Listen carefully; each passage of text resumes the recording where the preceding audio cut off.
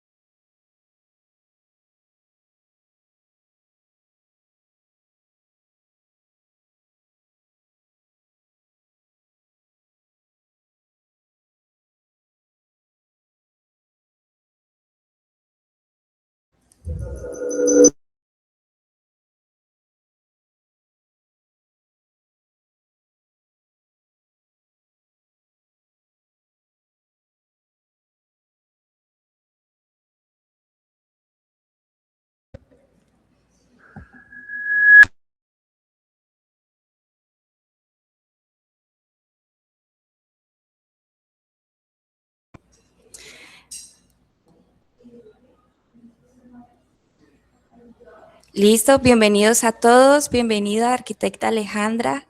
Un placer tenerla con nosotros en este espacio. A todos los que nos acompañan, tenemos 16 personas que nos acompañan el día de hoy a este conversatorio que convocó la Sociedad Colombiana de Arquitectos Regional Caquetá. Me gustaría empezar a proyectar las diapositivas. Si quieres, podemos proyectarlas. Claro, sí. Gracias.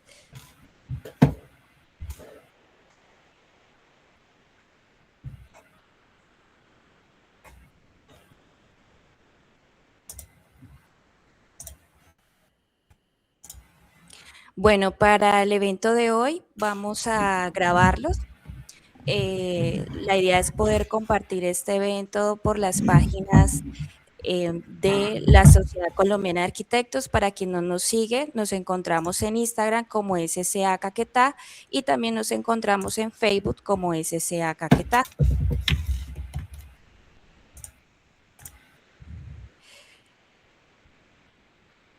Me gustaría saber de dónde se están conectando. Si alguno quiere participar, es un conversatorio. La temática se llama Pensar el territorio desde otros contextos, lecciones de ejercer arquitectura fuera de casa. La invitada de hoy es Alejandra Rivera Manrique, una gran colega que tomó ese desafío de irse fuera de casa y emprender como profesional en la arquitectura en otros espacios.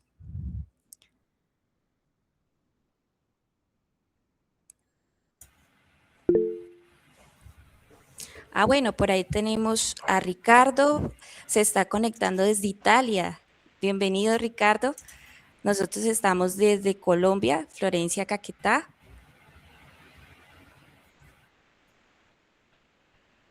Por ahí tengo al arquitecto Gustavo Adolfo Cabrera, bienvenido, también colega acá regional. Heidi Lorena, bienvenida. Leonardo García, bienvenidos. Miguel Zambrano.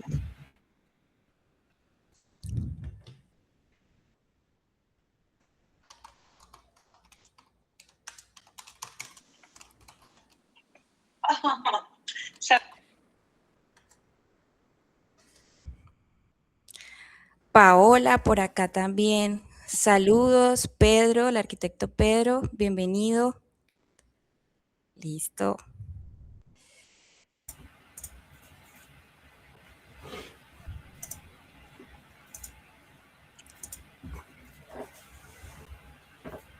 Bueno, vamos a iniciar.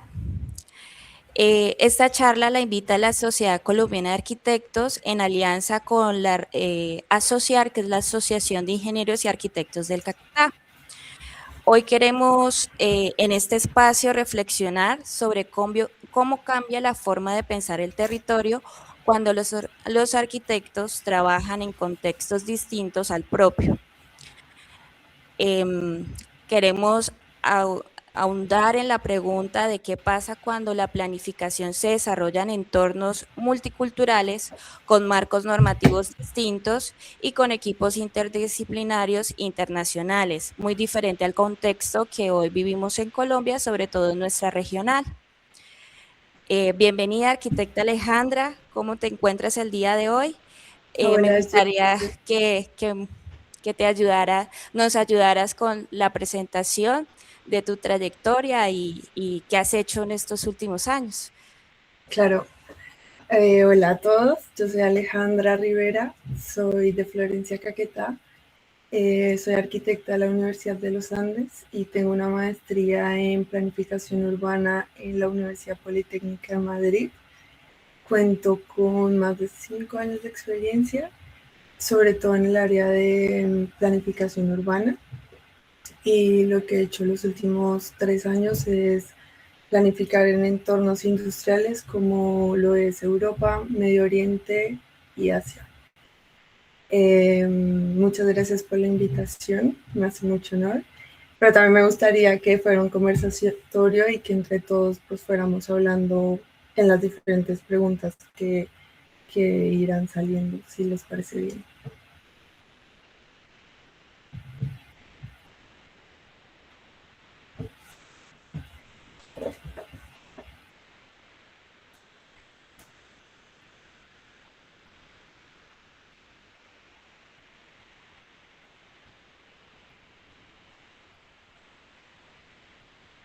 Hola.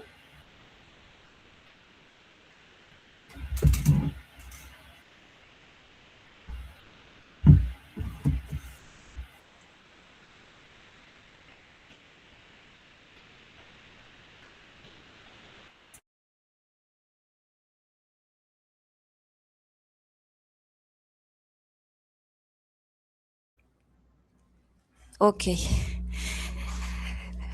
Me disculpo, tuvimos una pequeña falla técnica con el internet, pero ya resuelta. Bienvenida a este espacio, arquitecta. Bueno, una trayectoria bastante larga, con bastantes experiencias fuera del país, y me gustaría iniciar con esa trayectoria y ese salto al escenario internacional. ¿Cómo fue el proceso que te llevó de estudiar arquitectura en Colombia a trabajar en planificación urbana en Europa?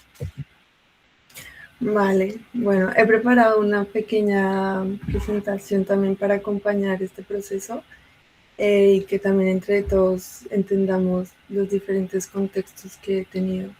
Entonces, empiezo desde Florencia, que es mi casa, el territorio donde me vio nacer y crecer, y también el que he ido reinterpretando con el paso de los años de diferentes maneras y visiones, desde donde aprendí a leer el territorio y tener una visión eh, diferente sobre lo que es una ciudad.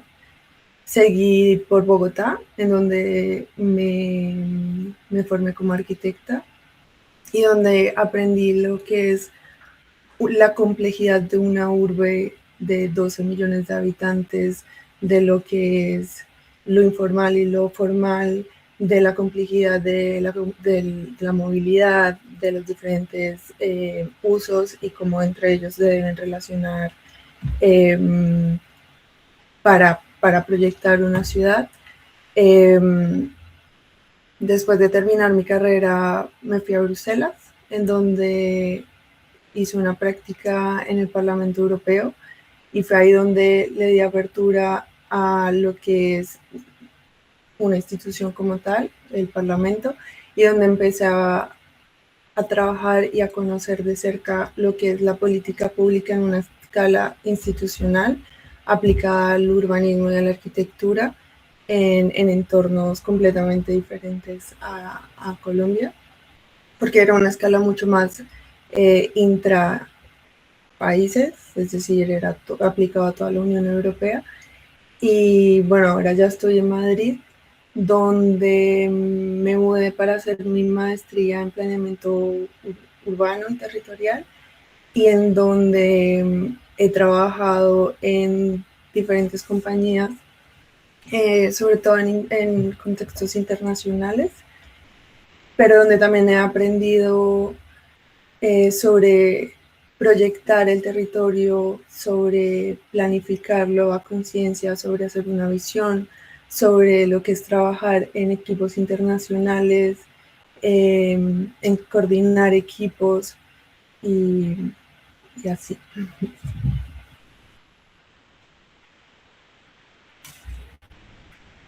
Creo que estás en mute. Ah, ya, perdón. Excelente. Un currículo bastante sorprendente.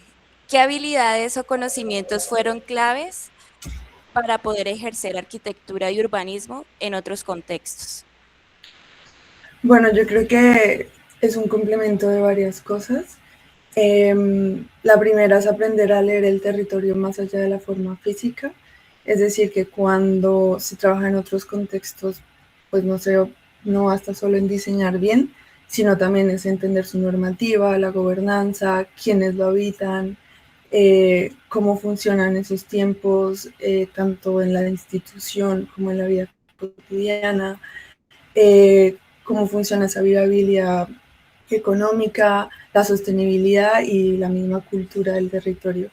Pero también es desarrollar una capacidad de adaptación, eh, de saber que uno no tiene todas las respuestas, pero uno las va encontrando en el camino, en entender escuchar, observar las diferentes circunstancias y momentos que se van presentando. Sobre todo trabajar con humildad, de que no la sabemos todo, pero estamos acá para aprender y dar lo mejor de nosotros.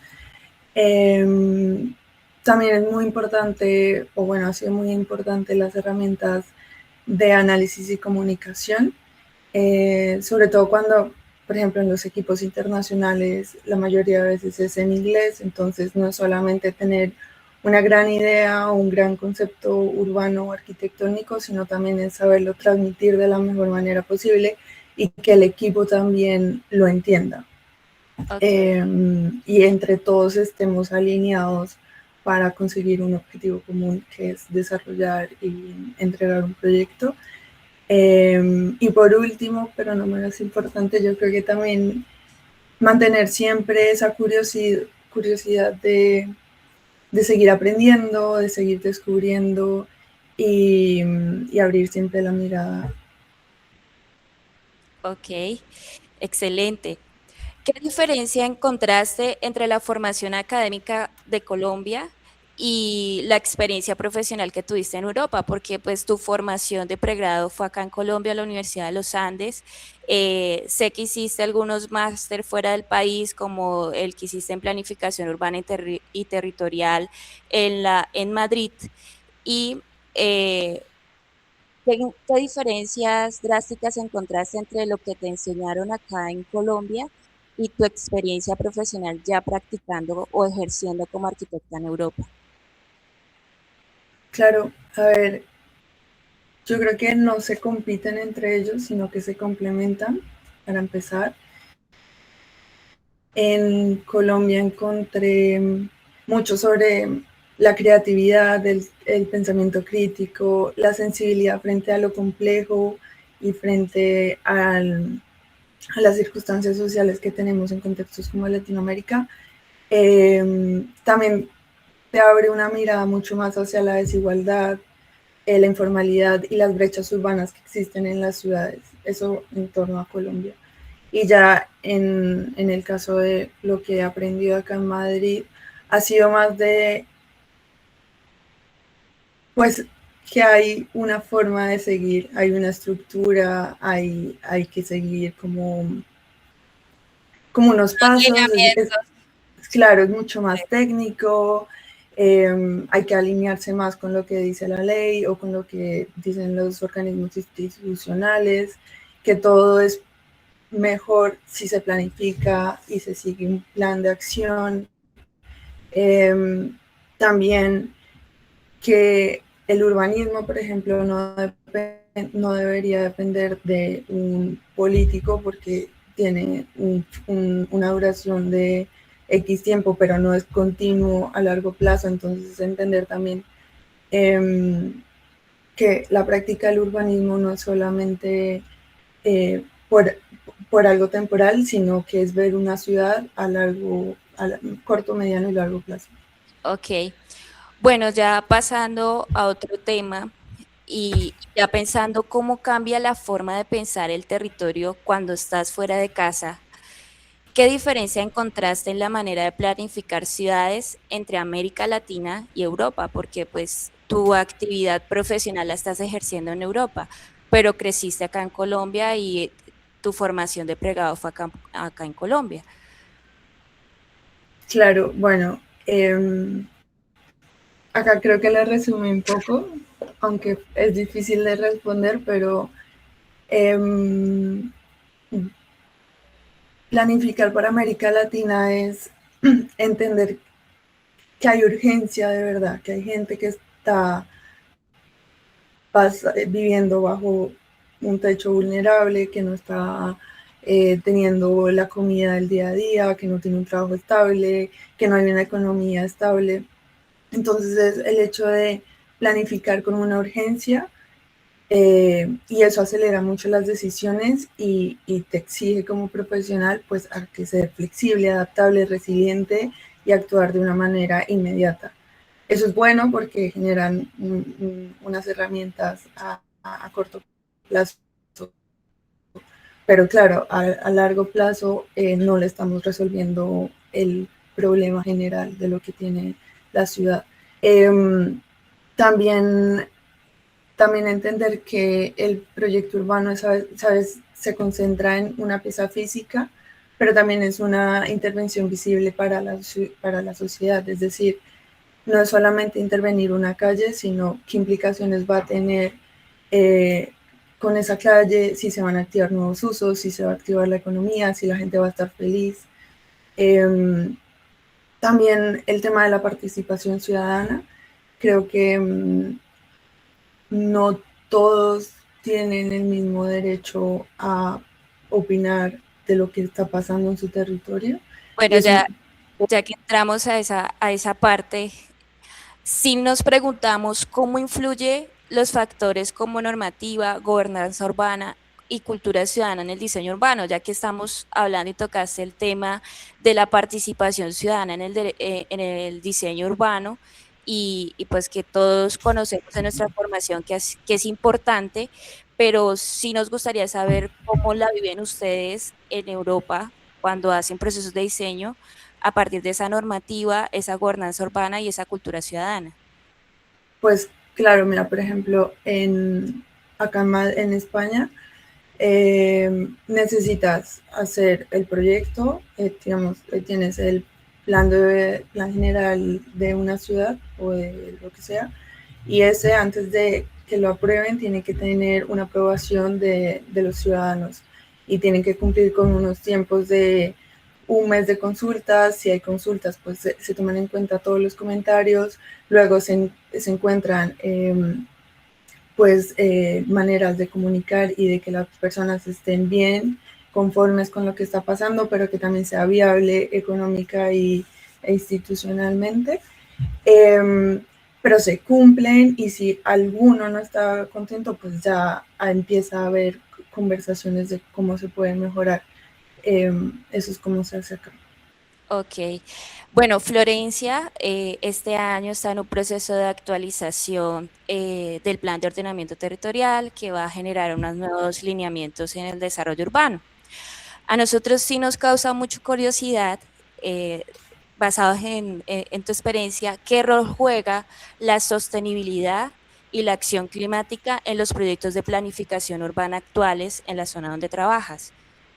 Pues 100%, o sea, es un factor que sí o sí tiene que estar. No es un componente o es algo decorativo que se pone solo por cumplir, sino que una vez cuando estamos diseñando, pues tenemos que como cumplir con ciertas métricas a nivel de estándares de paisajismo o de que estamos contribuyendo con la economía urbana o que estamos sobre todo respetando el medio ambiente. En términos ambientales, pues que estemos respetando las rondas de los ríos, que no estemos haciendo algún impacto ambiental por medio de desechos o implantaciones inadecuadas.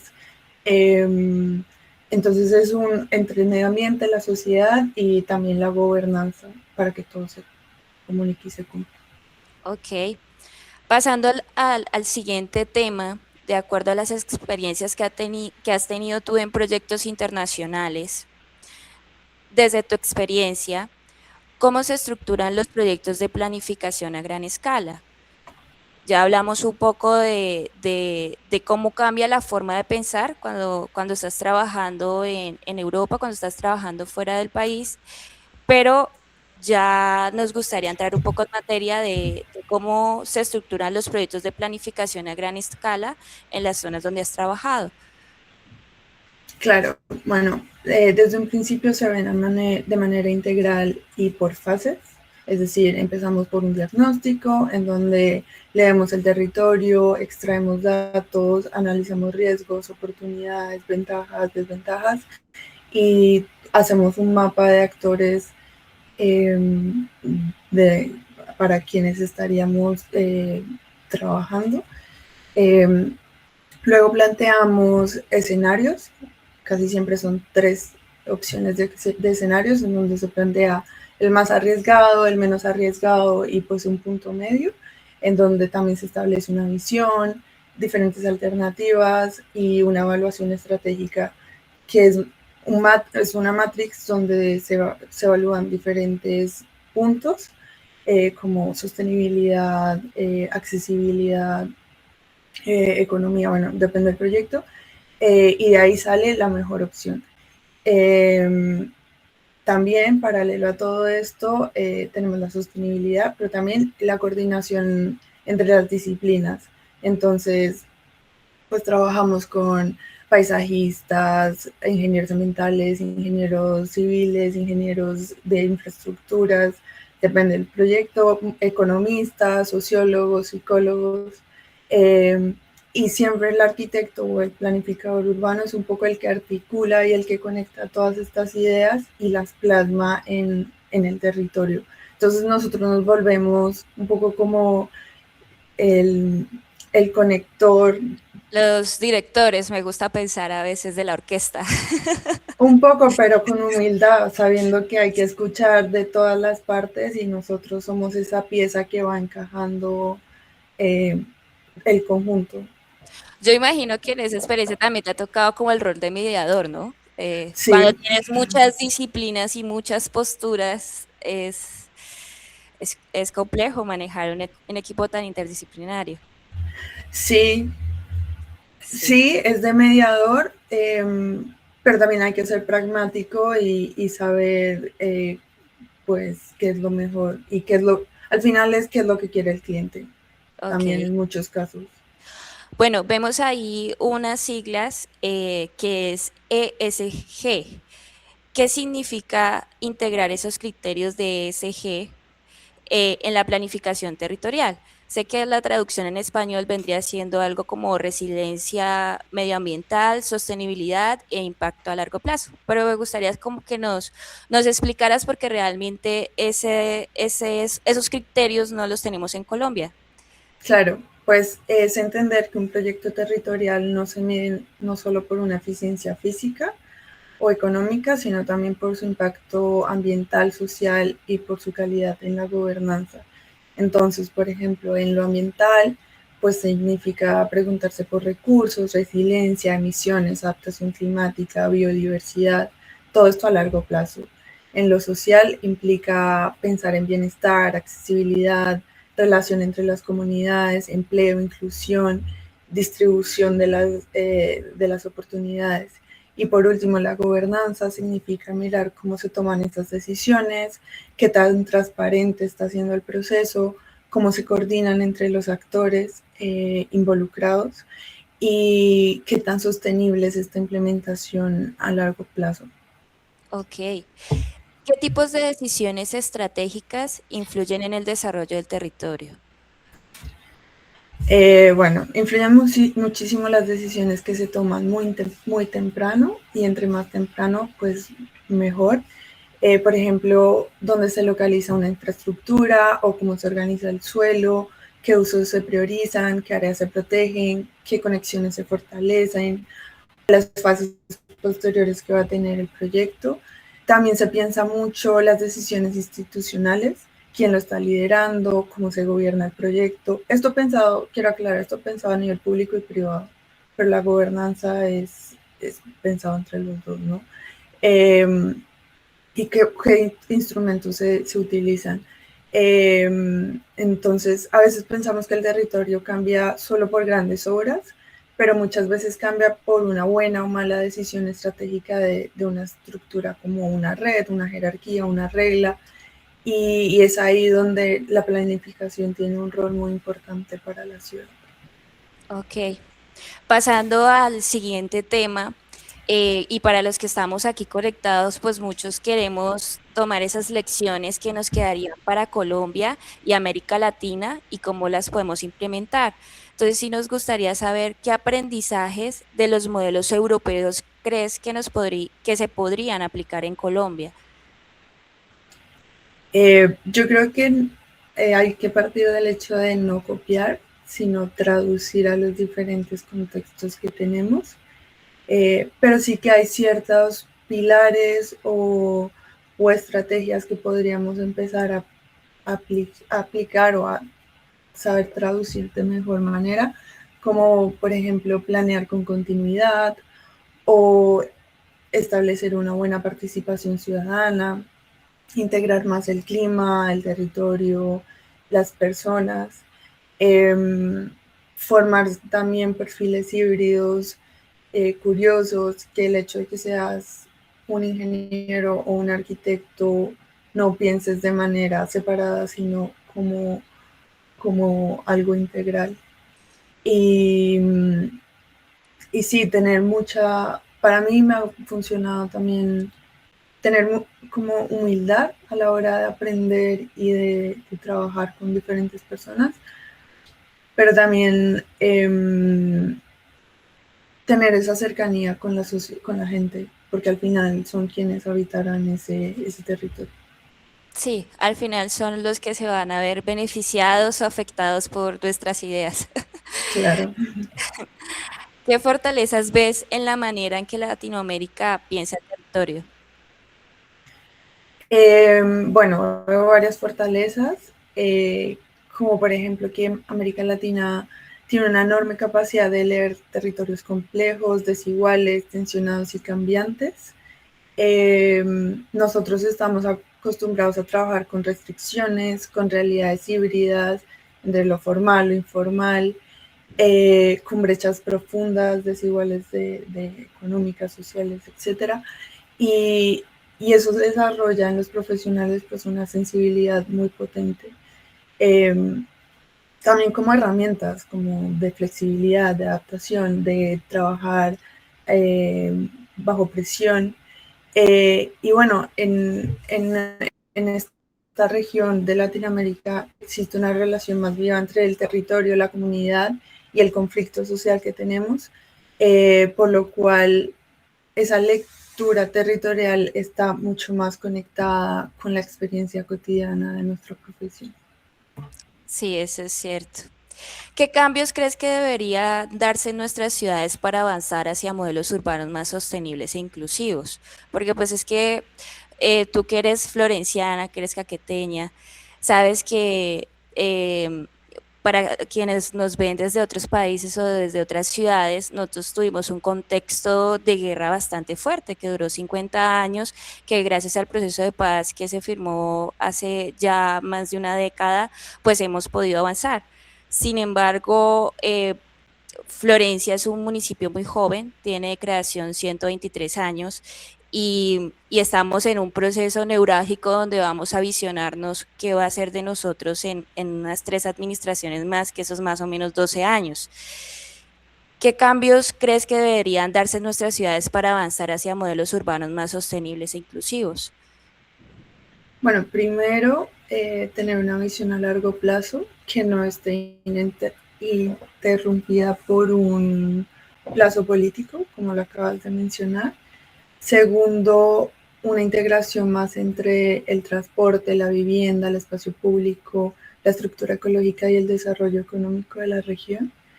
Eh, no pensar la ciudad o la planificación por pequeños sectores o áreas, sino a nivel integral.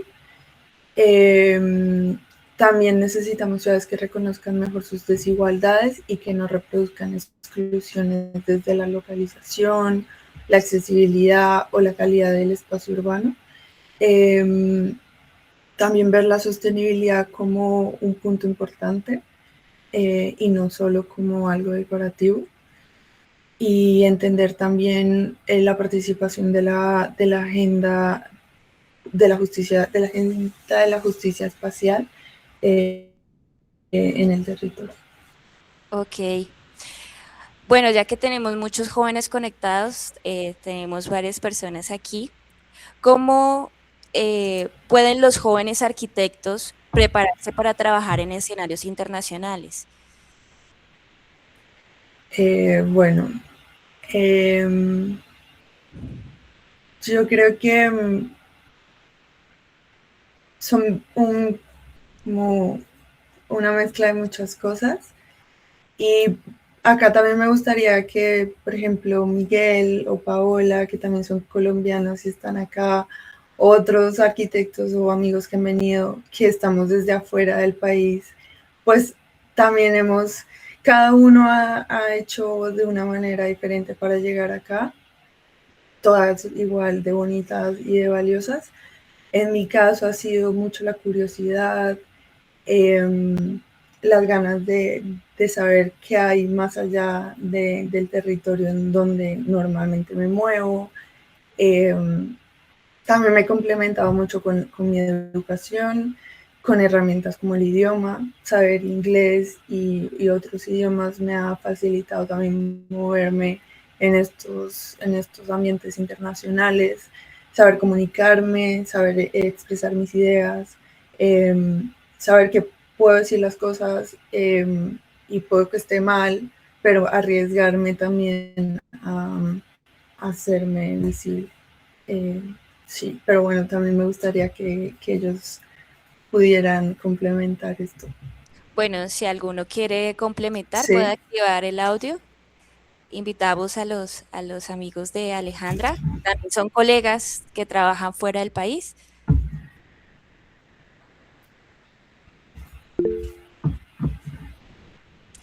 Bueno, por ahí tengo Miguel que alzó la mano. Si quieres, puedes activar el audio y la cámara.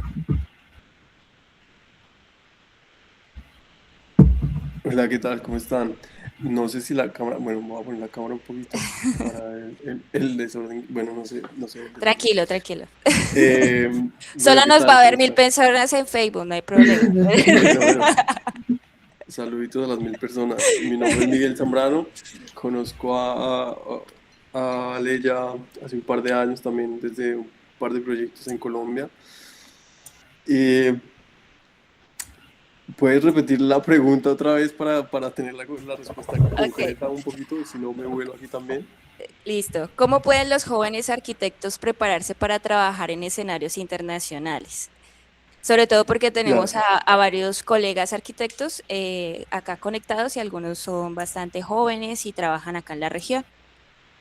Yo creo que es importante tener, tener claro, o para mí, mi camino fue tener un poco claro el concepto, el estado del concepto que tengo acerca de lo que es la profesión y en qué punto se encuentra la vocación y la profesión, ¿sí? De estos dos. ¿Sí? Hasta qué punto de mi vida y de mi camino tiene que ver el hecho de que sea una profesión hasta qué punto le va a invertir a la profesión y que eso tiene que ver con mi vocación, porque una necesita mucha de energía y si la vocación está ahí presente, pues la energía va a fluir un montón, entonces el desgaste va a ser diferente. Y luego de eso, pues las habilidades, estar muy dispuesto a aprender muchas cosas, otras culturas, otras formas de ver la vida, otras formas de ver la profesión y pues esto funciona mucho incluso en Colombia. En Colombia tenemos una riqueza de, pues de todo tipo cultural, de ciudades, de entornos, Sí. y entonces incluso moverse ya dentro de Colombia en diferentes ciudades ayuda un montón. Estar muy dispuesto a abrirse a nuevas formas de aprender y sobre todo tener muy claro lo que uno ya tiene Gracias. para poder cimentarse ahí firme. Gracias por el momentico. Gracias, Liliana. Miguel. Por ahí tengo a Paola Cuitiva, si nos quieres compartir, otra colega trabajando fuera del país. Sí, Hola, hola, ¿qué tal? Paola. Mucho ¿Cómo gusto, estás? saludos. Bueno, yo soy Paola Cuitiva, soy arquitecta paisajista. Trabajé con Alejandra aquí en Madrid, estoy en Madrid también. Y bueno, respecto a la pregunta, creo que cuando uno está allí, uno está pensando en si irse, si no, uno busca prepararse como de muchas maneras, que al final yo creo que lo más importante, más que estas cosas que uno tiene en mente, que tal vez la maestría va a ser muy complicada o debería prepararme para tal cosa, no sé qué, estar muy dispuesto como a aprender y a intercambiar formas de solucionar los problemas, de ver aquí cómo se hace, de ver en otros países como las soluciones que han encontrado, porque las, las condiciones de cada sitio tienen carencias y tienen riquezas muy distintas. Pero pues eso es lo que produce las soluciones locales. Entonces, bueno, estar muy abierto a estudiar casos, a ver soluciones distintas y bueno, nada, conocer la gente, hablar con la gente. Es de lo que más aprendes, de compartir pues, las experiencias. Ok, gracias Paola por tu aporte. Bueno, Alejandra, yo creo que con todo esto que hemos aprendido el día de hoy, que nos has compartido, que también nos ha compartido Paola y nos ha compartido Miguel, ¿qué consejos nos darías a los arquitectos que queremos cambiar nuestras ciudades para avanzar hacia modelos urbanos más sostenibles? Nosotros que queremos implementar y avanzar y que Florencia tenga un cambio trascendental, ojalá en esta coyuntura en la que estamos y que nos podamos visionar en estos 12 años como un modelo urbano más sostenible. ¿Qué consejos tienes para estos arquitectos y estos jóvenes acá que estamos conectados? Bueno, yo creo, y como lo dijo Paola, estoy de acuerdo con ella, a aprender a leer el territorio, los sistemas, los procesos, los actores y todos los factores internos y externos que se tienen, que entiendan que transformar una ciudad no depende únicamente de diseñar bien, sino de comprender cómo se toman las decisiones y cómo se van a implementar en el tiempo. También diría de ser muy sensibles. Es muy indispensable tener buenas herramientas técnicas y de otro tipo, pero también tener una ética en el territorio y empatía con las personas. Para mí es súper importante.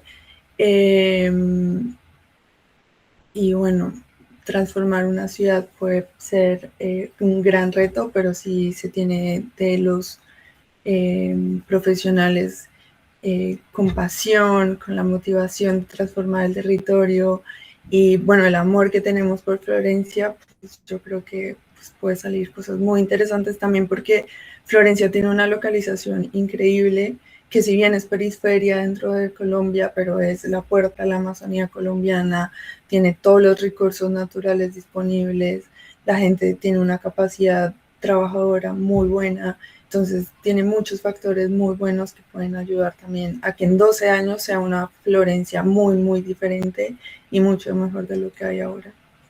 Ok, bueno, por acá tenemos personas del público que quieren hacer preguntitas. Entonces, por aquí el colega Leonardo García, si quieres puedes abrir el micrófono para hacer la pregunta. Si tienes posibilidad de abrir la cámara también, te lo agradecemos. Buenas tardes para todos.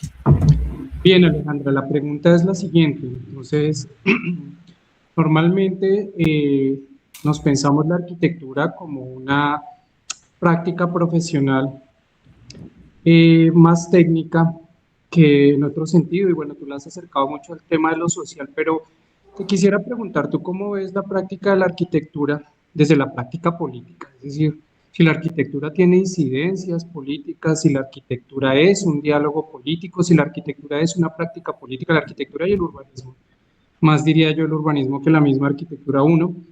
Y para complementar esa pregunta te pediría que nos dieras un poco como el panorama de cómo esa práctica urbanística está definiendo la política o cómo se participa en la política hoy o cómo se entendería a partir de esa práctica urbanística los territorios a nivel mundial, ¿no? Visto la situación en la que nos encontramos, donde prácticamente pues se ha hecho presente el tema de que el territorio es la práctica más importante o el control del territorio es el valor más importante que puede tener una nación. Entonces, ¿qué nos puedes decir al respecto? Sí, bueno, voy a empezar por lo primero. Lo primero, yo creo que sí, la política está muy relacionada con el urbanismo, porque, bueno, por ejemplo, en lo que dice en el Parlamento Europeo, desde el Parlamento Europeo se hacía la política pública, se estructuraba todos los lineamientos que luego se iban a aplicar al territorio y también la financiación que iba a tener el territorio por medio de esa política pública. Entonces, sí que debe estar muy relacionada. pero desde la parte técnica y no desde los intereses políticos, qué es lo que puede pasar en Florencia o en Colombia. Entonces, hacer política pública en torno a beneficios para el territorio y no para pocos. Eso por lo primero. Y ya lo segundo, creo que en la coyuntura que ahora mismo tenemos internacional, al final son intereses económicos que se tienen sobre X o Y territorios.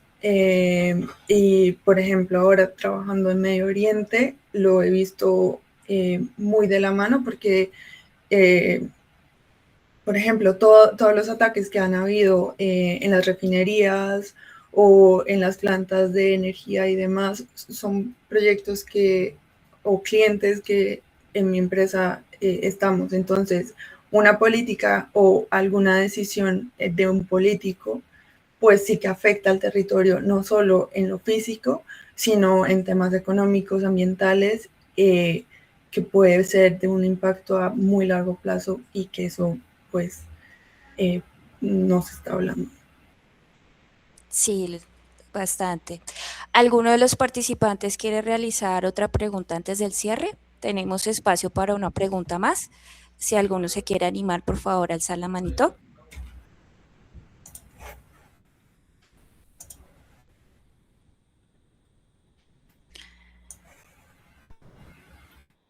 Bueno, yo creo que entonces nos vamos al cierre.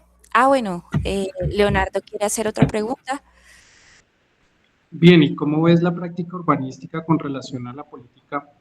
Y pongámoslo en el contexto de nuestras preferencias, ¿no? ¿Qué opinas de cómo se da esa relación de la construcción del territorio, la planificación del territorio y la política local? Yo creo que no existe. O sea, desde un principio